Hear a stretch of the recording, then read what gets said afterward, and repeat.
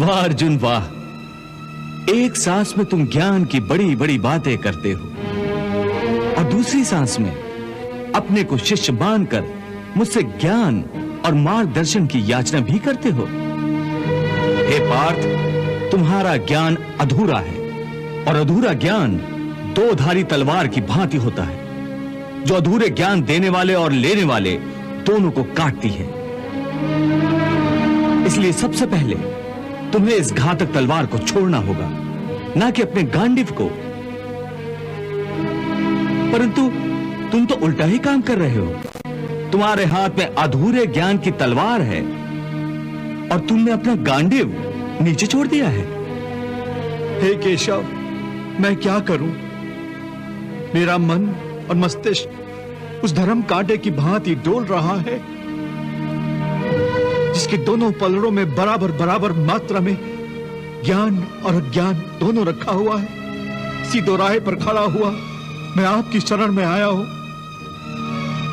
मुझे एक गुरु की भांति रास्ता दिखाओ माधव, रास्ता दिखाओ।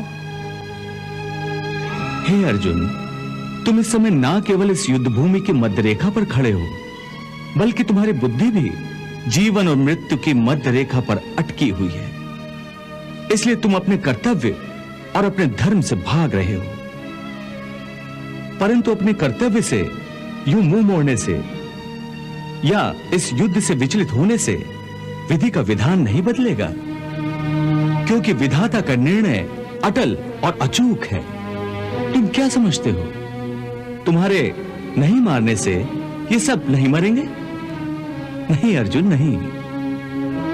तुम इन्हें नहीं मारोगे तब भी ये मरेंगे, क्योंकि इनके प्रारब्ध ने इनकी मृत्यु का समय, दिन और क्षण तो पहले से ही निश्चित कर दिया है। उसी विधान के अनुसार मैं तो इन्हें पहले ही मार चुका हूं। तुम तो केवल माध्यम मात्र हो। तुम्हारे माध्यम से मैं इन सब का वध करना चाहता हूं।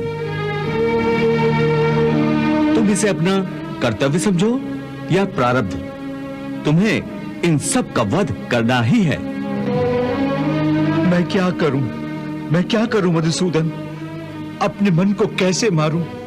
अपनी भावनाओं को अपने ही पैरों तले कैसे रौंद डालूं? बताओ मधुसूदन, मैं क्या करूं?